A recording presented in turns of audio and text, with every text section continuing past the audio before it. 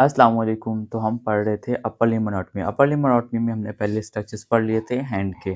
अब हम पढ़ेंगे क्लिनिकल एनाटॉमी ऑफ हैंड। तो क्लिनिकल एनाटॉमी में बेसिकली हम इसके कुछ फीचर्स पढ़ेंगे और इसमें मेनली हम इसके फ्रैक्चर्स पढ़ेंगे।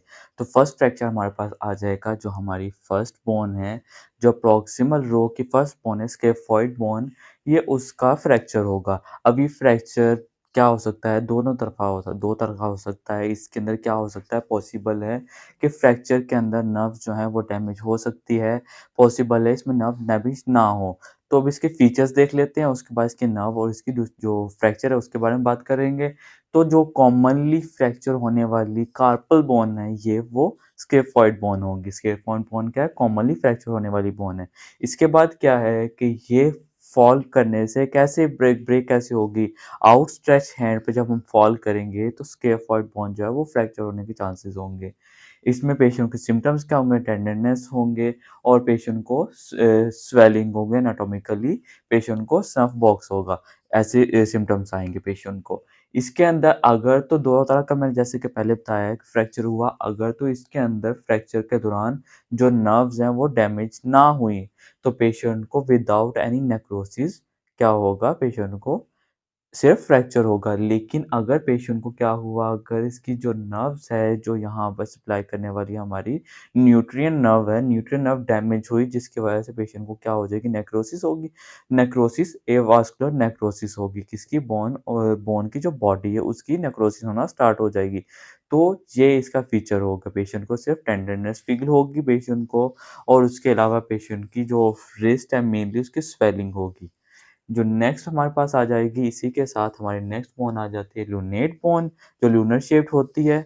लूनेट बोन की डिस्लोकेशन होगी। डिस्लोकेशन कैसे होगी? हमारा जो है डॉर्सीफ्लेक्शन, जो अगर डॉर्सीफ्लेक्शन हैंड होगा, मतलब ये हमारा डॉर्सल पोर्शन है, तो ऐसे डॉर्सीफ्लेक्शन पोर्शन में, डॉर्सीफ्लेक्शन हैंड में अगर पेशेंट फॉल करेगा, उसमें अगर फ्रैक्चर हुआ तो कॉमनली लूनेट बोन की डिस्लोकेशन होगी। डिस्लोकेशन होगी और उसकी वजह से पेशेंट को सिम्पटम्स कैसे आएँगे? यहाँ पर ना हमारे लिगामेंट्स होते हैं कुछ, यहाँ से पास होने वाली मीडियन नर्व जो होती है वो पास हो रही होती है।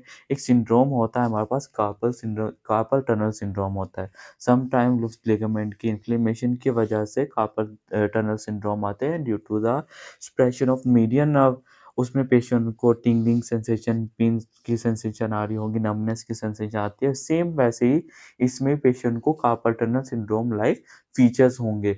इसमें क्या होती है? डिस्लोकेट होती है एंटीरियरली। एंटीरियर डिस्लोकेट होने पे carpal tunnel syndrome like symptoms आ रहे होते हैं। देन हम देख लेते हैं हमारी मेटाकार्पल बोन्स का फ्रैक्चर। उसमें भी बेसिकली हमने जो फर्स्ट मेटाकार्पल बोन है, जो थंब वाली साइड पर जो हमारी फर्स्ट मेटाकार्पल बोन होगा उसका फ्रैक्चर होगा, जिसको हम कहते हैं बेनेट्स फ्रैक्चर। बेनेट्स फ्रैक्चर के अंदर फर्स्ट मेटाकार्पल बोन के बेस का फ्रैक्चर होगा।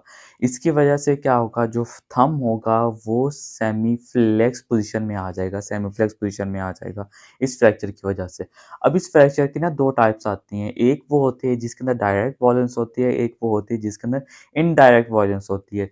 जो डायरेक्ट वॉयलेंस होती है, बेसिकली इसमें क्या होता है कि जिस जगह पर फोर्स अप्लाई की जाए, मतलब जहाँ पर हिट हो, एट दैट पॉइंट उसी जगह पर, अगर इस जगह पर फ्रैक्चर सपोज़िटली यहाँ पर आपको क्या हुआ? हिट हुआ है, यहाँ पर ट्रॉमा है, तो वहीं पर इसका फ्रैक्चर होगा। जबकि इनडायरेक्ट जो होता है उसमें क्या होता है? अगर तो यहाँ पर फ्रैक्चर यहाँ पर वो हिट लगी है, लेकिन फ्रैक्चर जो है वो लोअर या अपर साइड पे हुआ है, तो इसको इनडायरेक्ट वॉयलेंस में हम कहेंगे।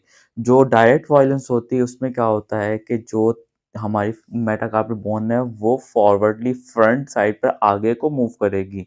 जबकि जो अगर इनडायरेक्ट वॉयलेंस होता है उसमें मोस्टली क्या होता है कि जो थंब होता है, जो बोन होती है, वो बैक साइड पर ऐसे बैक साइड को मूव कर जाती है। उसमें जो डायरेक्ट वॉयलेंस हो उसमें फ्रैक्चर का जो सेगमेंटरी पार्ट है, सेगमेंटरी पार्ट क्या होगा? डिस्प्लेस फॉरवर्ड, और जो इनडायरेक्ट है उसमें डिस्प्लेस बैकवर्ड करता है। देन उसके बाद कंडीशन है पॉलीडैक्टिली। पॉली मतलब मल्टीपल होता है, लेकिन बेसिकली इसमें एक्स्ट्रा फिंगर को हम पढ़ेंगे तो हमारी नॉर्मली 5 फ्लेंजेस होती हैं। 14 फ्लेंजल बोन्स होती हैं, 5 फिंगर्स होती हैं। अगर सपोज़िटली थंब की 2 फ्लेंजेस की जगह 3 फ्लेंजेस बन जाए कंजेनिटली तौर पर, तो वो एक्स्ट्रा जो बोन होती है, एक्स्ट्रा फ्लेंजल पोर्शन जो होगा, वो क्या होगा? एक्स्ट्रा फिंगर में कन्वर्ट हो जाएगा, जिसकी वजह से मोस्टली कॉन्जेनिटली 6 डिजिट्स बन जाती हैं। या फिर इसके अलावा जो हमारा मीडियल हैंड है, मीडियल साइड है, वहाँ पर भी हो सकता है और इवन के सेंट्रली भी एक्स्ट्रा फिंगर बन सकती है। तो हैंड पोजेसेस 6 डिजिट्स, उसमें प्री एक्सियल हो सकता है जो थंब वाली साइड पे होगा, पोस्ट एक्सियल जो हमारी मीडियल साइड पे मतलब लिटिल फिंगर की तरफ होगा, और सेंट्रली इवन के मिडल से भी, सेंटर से भी क्या हो सकता है, एक्स्ट्रा डेक्टली एक्स्ट्रा फिंगर डेवलप हो सकती है। मोस्टली जो है वो थंब की तरफ से ही होता है, अगर थंब के अंदर 3 फ्रिंजेस कॉन्जेनिटल तौर पर बन जाए तो। देन उसके अलावा हमारी जो फ्लेंजेस हैं उनकी अगर देखा जाए तो उसमें एक डिसलोकेशन या फ्रैक्चर हो सकता है। इसमें अगर फ्रैक्चर होगा तो यहाँ पर हम क्या करते हैं, जो जो अफेक्टेड फिंगर है उसको हम नॉर्मल फिंगर के साथ स्प्लिंट लगाकर बाँध देते हैं। इसी वजह से इसको हम बडी स्प्लिंट ऑफ फिंगर्स भी कहते हैं, इस फ्रैक्चर को बडी स्प्लिंट ऑफ फिंगर्स भी कहेंगे। मतलब बडी जिस तरह दो दोस्त क्लोज होते हैं, इसी तरह बडी की तरह इन दोनों को क्या करते हैं, स्प्लिट कर देंगे, आपस में जोड़ देंगे। इसमें मोस्टली जो हमारी मिडल फिंगर होती है, मिडल फिंगर का जो डिस्टल पोर्शन है, जो हमारा यहाँ पर डिस्टल फेलिंग्स होगा, डिस्टल या फिर इसके अलावा मिडल और प्रॉक्सिमल होता है, तो मोस्टली मिडल फिंगर का जो डिस्टल फेलिंग्स है वो इन्वॉल्व होता है, वो फ्रैक्चर होता है। और उसको हम ट्रीट कैसे करते हैं, splint the injured finger with the normal one, इससे हम इसको ट्रीट करते हैं।